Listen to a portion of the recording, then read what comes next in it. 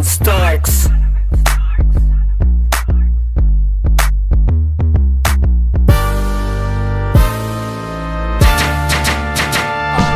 Init lagi ang dam sa may paaralan.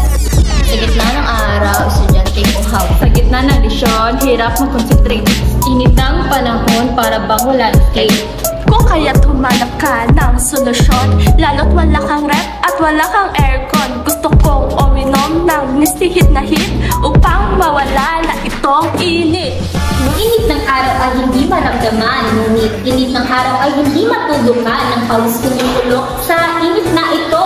Pakiramdam ko, imperno na ba to? Teka. Napainit, sige lang sa pag-aaral. Walang pagtutunguhan, panahon ay sobrang init. Ihip ng hangin ay di maramdaman, ngunit init ng araw ay di matututuan. Kung kaya't humanap na tayo ng mga solusyon, lalo na kung wala naman tayo pambili.